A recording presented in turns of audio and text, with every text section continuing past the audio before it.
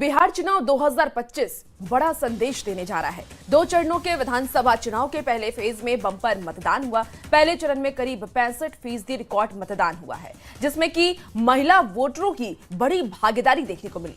सवाल यह भी है कि बम्पर वोटिंग से किसका फायदा और किसका नुकसान होने जा रहा है।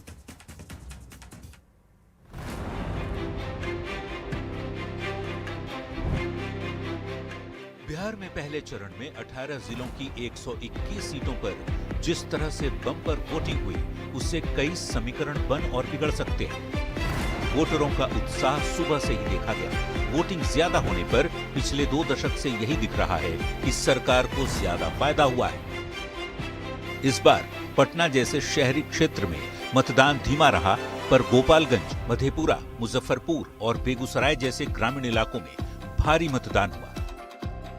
इस बम्पर वोटिंग की वजह क्या है और इससे किसे फायदा होगा और नुकसान, यही सभी के दिमाग में दौड़ रहा है। आमतौर पर ज्यादा वोटिंग का मतलब सत्ता विरोधी लहर से जोड़ा जाता रहा है, लेकिन हर बार नहीं। बड़ी संख्या में युवा और महिला मतदाताओं ने वोट डाला। ज्यादातर वोटरों ने विकास के मुद्दे पर भी मतदान किया।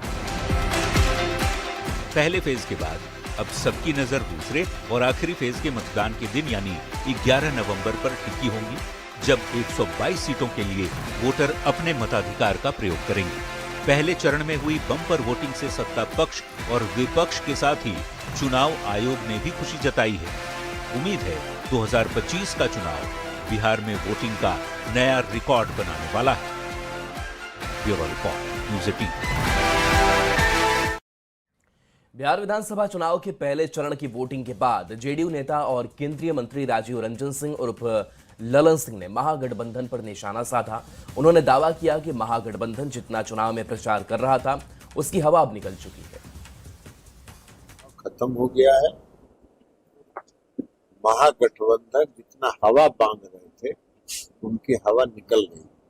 प्रथम चरण के चुनाव 5-10 सीट मिलेगा कि नहीं मिलेगा 120 में, ये भी उनको अंदाज नहीं, पता चल जाएगा 14 तारीख।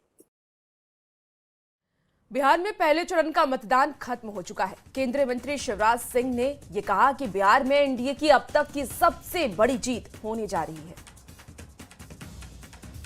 कृषि मंत्री शिवराज सिंह चौहान यहाँ हमारे साथ हैं। सर, आप लगातार बिहार घूम रहे हैं, कृषि प्रधान राज्य है ये, लोगों के बीच आपको क्या संदेश मिल रहा है? और आज मैं ये उद्घोषित कर रहा हूँ कि अब तक की सबसे बड़ी विजय एनडीए की बिहार में होने वाली है। एनडीए, मोदी जी, नीतीश कुमार, और ये हम नहीं कह रहे, अब जमाना कह रहा है, जनता तो कह ही रही है, लेकिन अब तो राहुल बाबा भी स्वीकार कर रहे हैं कि हम जीतने नहीं वाले। जनता रिजेक्ट कर रही है, इसलिए वो रिएक्ट कर रहे हैं, वोट चोरी, वोट चोरी, वोट चोरी। ये वोट के एक दिन पहले वोट चोरी कहाँ से आ गई? ये हार की पूर्व भूमिका तैयार कर रहे हैं